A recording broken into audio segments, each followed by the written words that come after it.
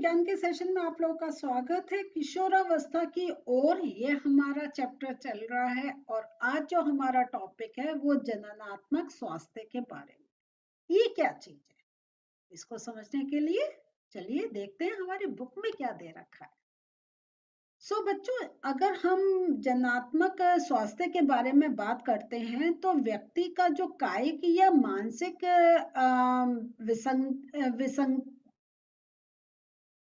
विसंगति मुक्त होना उस व्यक्ति का स्वास्थ्य कहलाता है।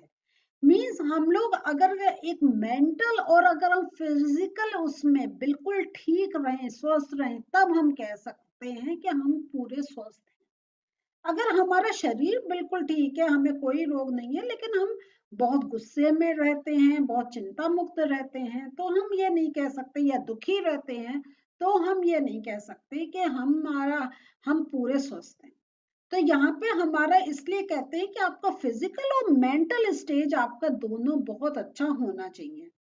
और कोई भी आयु हो, उसके लिए व्यक्ति के जो शरीर है वो पूरा स्वस्थ रहना चाहिए, उसे पूरा एक संतुलित आहार लेना चाहिए।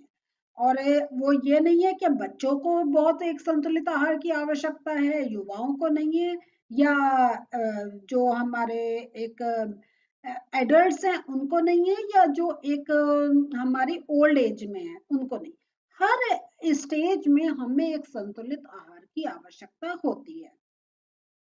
और उसके साथ साथ हमें आहार के साथ साथ हमें अपने जो आसपास एक सफाई, अपने शरीर की सफाई, प्रॉपर एक हमारा जो एक एक्सरसाइज, हमारा व्यायाम का जो होता है, हमें हर टाइप से अपने को फिट रखना है, चाहे हम हो कोई भी उम्र। और जब हमारी किशोरावस्था होती है तब तो हम जानते हैं कि हमारा शरीर काफी एक तेज वृद्धि करता है। तो उस समय हमें कुछ बातों का और ध्यान रखना चाहिए, क्योंकि जैसा आप जानते हैं कि एक पर्टिकुलर टाइम के लिए ही कुछ पर्टिकुलर हार्मोन सिक्रीट होते हैं, और वो अगर प्रॉपर हार्मोन सिक्रीट नहीं होंगे तो हमारा जो एक डेवलपमेंट की स्टेज है वो इफेक्ट हो जाती है। और हार्मोन्स का देखिए, हमने टैडपोल का ही बताया, अगर उसे थायरॉक्सिन हार्मोन नहीं मिलेगा, उसका वो बॉडी में प्रोडक्शन नहीं होगा, तो वो टैडपोल से मेढक नहीं बनेगा। तो जब जानवरों में इतना एक हार्मोन एक इतना एक्टिव रोल प्ले करते हैं, तो हम मनुष्य में तो जरूर उनका बहुत बड़ा रोल होगा। तो उसके लिए हमें कुछ बातों की बहुत एक ध्यान देने की जरूरत है कि जब आप किशोर अवस्था में हैं, और किशोर अवस्था का इसलिए ज्यादा डिस्कस कर रहे हैं क्योंकि आप लोग उस स्टेज के हैं, इसलिए वो ज्यादा हम डिस्कस कर रहे हैं। तो यहाँ पे आपके पोषण की आवश्यकताओं पर बहुत ध्यान देना होता है, क्योंकि जो किशोरावस्था में आपकी वृद्धि और विकास बहुत तीव्र होता है। आपका चाहे मानसिक हो, आपका चाहे शारीरिक हो, आपके अंगों का विकास हो, सब कुछ एक बहुत, अगर कहें पूरा हर स्टेप पे हर समय कहीं ना कहीं कुछ विकास का एक प्रोसेस चल रहा होता है। तो इसलिए आपको उस समय बहुत एक आवश्यक है कि आप अपने आहार पर बहुत ध्यान दें, और जितना हो सके एक संतुलित आहार ग्रहण करें, जिसमें आपका प्रॉपर प्रोटीन हो, कार्बोहाइड्रेट्स हो, वसा हो, विटामिन हो, खनिज लवण हो, ये सब पूरा एक जितनी एक आपको मात्रा चाहिए उतना हो। कोई चीज इसमें अधिक या कम नहीं होनी चाहिए। बहुत से लोग आजकल कॉन्शियस होते हैं, वो प्रोटीन डाइट ज्यादा लेते हैं, कार्बोहाइड्रेट नहीं खाते, फैट्स नहीं लेते हैं, लेकिन ये चीज गलत है। आपको हर चीज अपनी भोजन में रखनी है, चाहे वो प्रोटीन्स हो, कार्बोहाइड्रेट्स हो, विटामिन हो, फैट हो। तो थोड़ा वसा भी हमारे शरीर में जाना चाहिए। और हमारा जो अगर हम अपना इंडियन खाने को देखें, तो हम देखते हैं हमारा प्रॉपर खाने में रोटी होता है, चावल होता है, दाल होती है, सब्जी होता है, दाल रोटी में घी होता है, जो वसा एक हमें मिलता है। और हम मतलब सुबह या शाम को फल लेते हैं। तो अगर हम अपने एक इंडियन रूटीन से चलें, तो अगर हम उसका पूरा एक एनालिसिस करें, तो हम लोग एक प्रॉपर बैलेंस डाइट ही लेते हैं। इसके साथ साथ हम लोग देखते हैं हमारे शरीर में लोहे तत्व का रुधिर के निर्माण के लिए बहुत आवश्यकता होती है। और ये जो मतलब जो आयरन, लोहा कहते हैं लेकिन आप जनरली आयरन ज्यादा सुनते होंगे, तो ये हमें पत्तीदार सब्जियां, गुड़, मांस, संतरा, आंवला इत्यादि से मिलता है। तो हमें ये भी एक लेना चाहिए, क्योंकि देखिए ब्लड हमारा पूरे बॉडी में सर्कुलेट होता है, वो हमारी ऑक्सीजन कैरी कर रहा है, हमारा जो भोज्य पदार्थ का डाइजेशन हो गया है वो सारे अंगों को पहुंचा रहा है, और कितना जरूरी देखा वो हार्मोन्स भी कैरी कर रहा है। तो ब्लड इतना सारा कार्य कर रहा है, और ब्लड की कमी हुई तो हर चीज की हमारे शरीर में कमी हो जाएगी। तो इसलिए हमें अपने ब्लड को एक बहुत अच्छा बना के रखना, और उसके लिए हमें आयरन कंपोनेंट्स अपने फूड में जरूर लेने चाहिए। और उसमें हमें दूसरा जो देखते हैं, हमें ऐसे थोड़े फूड्स पर ध्यान देना चाहिए जो हमें ऊर्जा प्रदान करते हैं, जैसे दूध, मांस, नट एवं दालें। ये सब हमें क्या है, ये ऊर्जा प्रदान करते हैं। कैसे? क्योंकि ये हमें प्रोटीन देते हैं, और प्रोटीन से हमें ऊर्जा मिलती है। और ऊर्जा देने के लिए अगर हम कहें तो वसा और शक्कर भी इसमें शामिल होती है, क्योंकि जब हम, आप बड़े क्लासेस में पढ़ेंगे, जब वसा का डाइजेशन प्रॉपर हो रहा है, शक्कर टूट रहा है, तो ये सब क्या है, ये छोटे छोटे ऐसे कंपोनेंट्स में टूट जाते हैं कि वो हमारे शरीर में स्टोर रहते हैं, और जब हमें उनकी आवश्यकता होती है, उनका ब्रेकडाउन होके हमें एनर्जी मिलती रहती है। और कभी कभी अगर आप चिप्स और थोड़ा सा डिब्बा बंद खा रहे हैं, ठीक है, लेकिन जनरली हम अपने फूड हैबिट में हमें इनको एक रोज खाने में नहीं, एक इसको लेना चाहिए। छोटे बच्चे होते हैं, वो स्कूल जाते हुए घर शाम को उनको चिप्स ही खाने हैं, पैकेट में बंद चिप्स खाने हैं, या डिब्बा बंद जो स्टोरेज वाले फूड होते हैं उनको ज्यादा खाना पसंद करते हैं। लेकिन ये सब जो हैं, ये हमारे लिए एक कहीं हानिकारक ही रहते हैं, और उसके साथ साथ हमें जो पोषक तत्व चाहिए वो हमें नहीं मिल पाते हैं उतने, जितने हमें एक ताजी फल सब्जियां खाने से मिलते हैं। ये आपको कुछ फोटो दिखाइए, तो ये सब्जियां, फल, दूध, अंडे, आपकी दालें, ये सब प्रोटीन के हमारे सोर्सेस हैं। फिर हमें अपनी पर्सनल हाइजीन पे बहुत ध्यान देना चाहिए, कि हमें जैसे प्रॉपर सुबह शाम को स्नान कर लेना चाहिए। कहीं हम बाहर से आए हैं, बहुत मिट्टी से आए हैं, तो हमें पूरा अपने हाथ वाथ अच्छी तरीके से धोने चाहिए। हमारे पूरा डेली हमें नहाना चाहिए, क्योंकि हमारे बॉडी में जर्म्स चिपकते हैं, जो हम माइक्रो ऑर्गेनिज्म होते हैं, जो हम आंखों से नहीं देख पाते हैं। तो वो फिर अगर हमारे शरीर पे ज्यादा टाइम तक रहेंगे तो वो कोई ना कोई एलर्जी, कोई ना कोई फंगस, कुछ ना कुछ क्रिएट कर सकते हैं, और उससे हमारी बीमारी हो सकती है। तो इसलिए हमें, अगर हम प्रॉपर साफ करते रहेंगे तो वो हमारा, वो जर्म्स, जो माइक्रो ऑर्गेनिज्म जो हमें नुकसान पहुंचा जा सकते हैं, वो सारे वॉश आउट हो जाते हैं, और हमारा शरीर साफ रहता है। तो देखिए जीवाणु संक्रमण होने का खतरा नहीं होता है।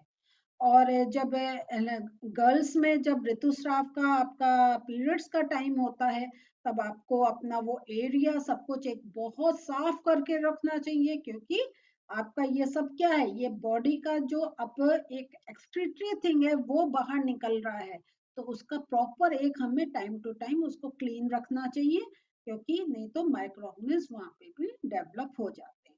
उसके साथ साथ हमें अपनी एक्सरसाइज पर भी बहुत ध्यान देना चाहिए, कि हम पूरे समय नहीं, हम घर में बैठे रहें, वीडियो गेम खेलते रहें, टीवी देखते रहें, या आप पढ़ाई करने वाले पूरे दिन बैठे पढ़ाई करते हैं, ऐसा नहीं है। थोड़ी एक्सरसाइज करें, थोड़ा सा टहलें, तो उससे क्या होगा, आपका ब्रीदिंग प्रोसेस एक अच्छा होता है। तो आप जब चलते हैं तो आप डीप ब्रीदिंग करते हैं, गहरी सांस लेते हैं, उससे आपको ऑक्सीजन मिलती है, और फिर हमारा बॉडी का सिस्टम एक अच्छा चलता है। और ताजी हवा तो प्रॉपर एक हमें ऑक्सीजन मिलती है। नहीं तो क्या होता है, घर में बैठे हम वही अपनी एक फ्रेश एयर नहीं लेते हैं, तो कार्बन डाइऑक्साइड का परसेंटेज हमारे बॉडी में ज्यादा रहता है। इसके बाद हम लोग देखते हैं कि हमें बिना किसी डॉक्टर के प्रिस्क्रिप्शन के कोई अपने आप मेडिसिन नहीं लेनी चाहिए। तो और यही जो एक बहुत ज्यादा जब एक हम मेडिसिन लेते हैं तो वही एक नशीली दवाओं का कार्य करने लग जाता है जिनको हम ड्रग्स कहते हैं।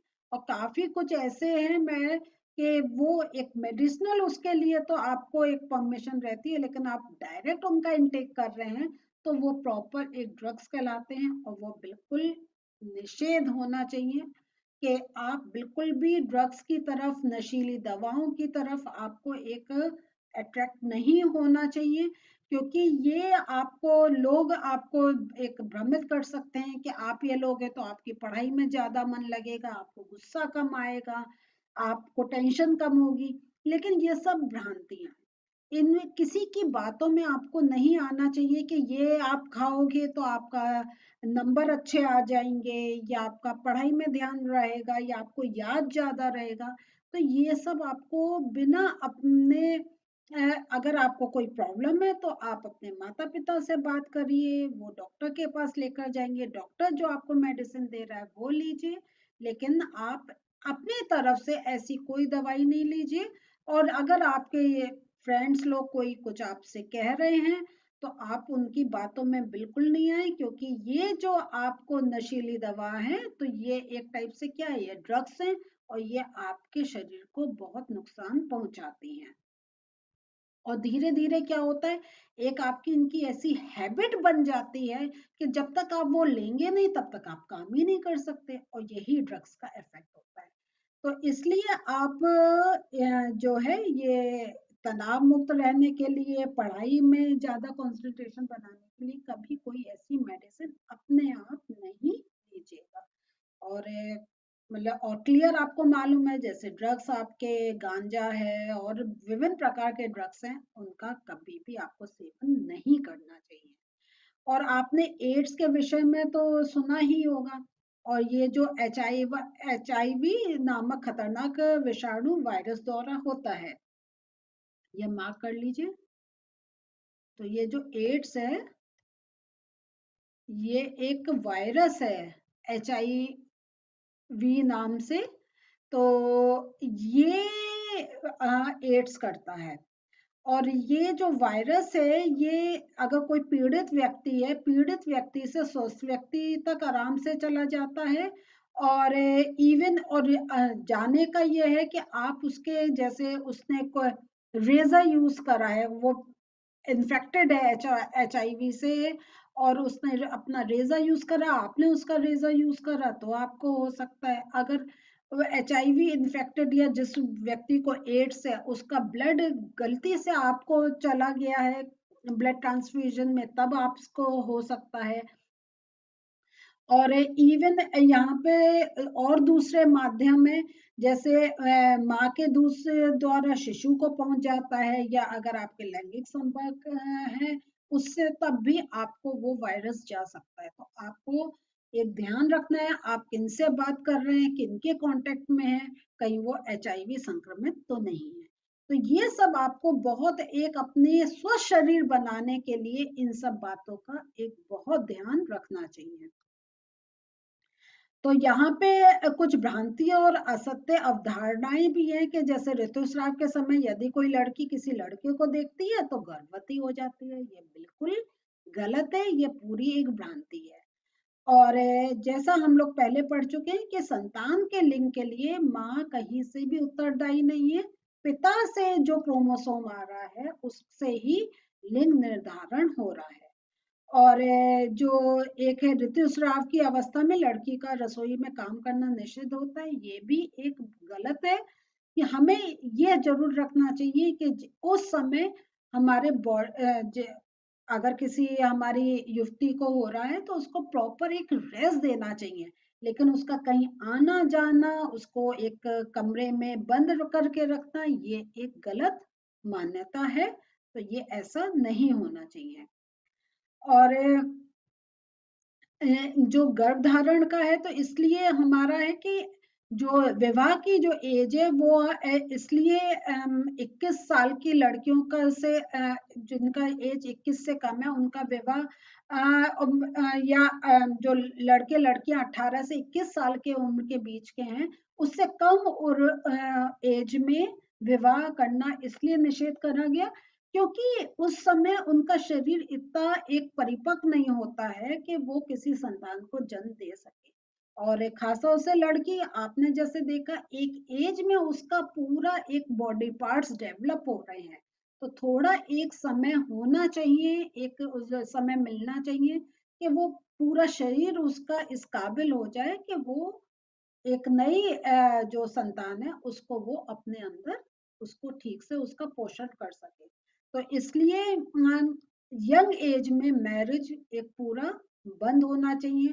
आपका खुद भी आपको ध्यान रखना चाहिए कि आपकी कम उम्र में शादी नहीं हो और उसके साथ साथ आपको ये भी ध्यान रखना चाहिए आपके आसपास के कहीं ऐसा हो रहा है तो आपको ये रोकना चाहिए क्योंकि हमारा अभी शरीर इतना परिपक्व नहीं हुआ है कि हम एक नए जीव को जन्म दे सके। तो ये सब बच्चों आपको चैप्टर में सिखाया गया जिसमें आपको साइंटिफिक नॉलेज भी दी गई है और सोशल नॉलेज भी दी गई है कि किस प्रकार आप अपने को स्वस्थ रख सकते हैं। तो सेशन एंड करने से पहले आज के नोट्स देख लेते हैं।